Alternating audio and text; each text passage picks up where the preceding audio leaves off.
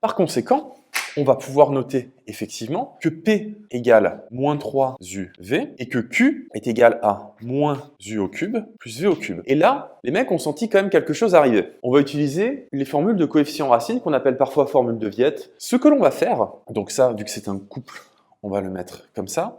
Et ça, c'est équivalent à quoi? On va diviser par moins 3 pour isoler le U fois V. On a donc P divisé par moins 3 qui est égal à U fois V et moins Q qui est égal à U cube plus V cube. Ce qu'il nous faudrait pour dire que U cube et V cube soient les solutions d'un polynôme de degré 2, c'est que U cube fois V cube fasse quelque chose. Donc qu'est-ce qu'on va faire? On va tout élever au cube ici. Et là, on a bien que la somme des racines fait moins Q et que le produit des racines fait P sur moins 3, le tout au cube. Par conséquent, U cube plus V cube, c'est l'opposé de la somme des racines. U cube plus V cube, ce sera notre moins B, et U cube fois V cube, ce sera notre C. Par conséquent, ces solutions, alors je vais pas l'appeler petit x ni grand x, mais ce sera solution de, allez bas, grand Z carré, plus ça c'est moins B, ça veut dire que ça c'est B, plus QZ, plus ça, qui fait moins P au cube sur 27. Je reprends pour que ce soit bien clair. Si U cube et V cube sont solutions d'un polynôme de degré 2, alors ce polynôme de degré 2, c'est forcément Z cube plus QZ moins P cube sur 27. Puisque ça, c'est censé être le C dans AX carré plus BX plus C, et que ça, c'est censé être moins B. C'est pour ça que ici, j'ai pas mis moins Q, mais plus Q. Et ça, bah, vous savez parfaitement le résoudre. On obtient donc un discriminant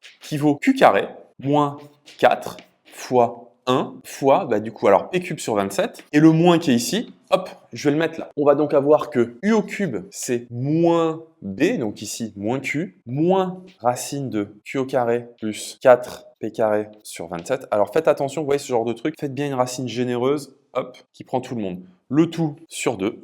Et V cube, bien, c'est la racine conjuguée, moins Q, plus racine de Q au carré plus 4P carré sur 27. Le tout sur 2. U et V, ils doivent impérativement vérifier ça. Nous, on sait que notre x, qui est notre solution, donc je rappelle que c'est encore une solution avec un changement de variable. Après, si on veut trouver x, il faut passer le b sur 3a de l'autre côté. Il va nous falloir donc exhiber toutes les racines cubiques. Alors, à l'époque de Cardan, les nombres complexes n'existaient pas, et la forme exponentielle, on ne savait pas ce que c'était. Donc, ce qu'on disait, c'est que x, c'était égal à quoi? Ben, c'était égal à la racine cubique de ça, plus la racine cubique de ça, la racine réelle, la racine cubique qu'on connaît. Donc, on écrirait racine cubique de moins q moins racine carrée de q au carré plus 4p carré sur 27. Le 27 est bien dans la racine sur 2. Le 2 est bien dans la racine cubique plus racine cubique de moins q plus racine carrée de q carré. Alors, plus 4p carré sur 27 sur 2. Voilà. Si on voulait petit x, eh bien petit x, ce serait ce truc-là plus b sur 3a. Et c'est comme ça qu'on exhibe au moins une solution réelle.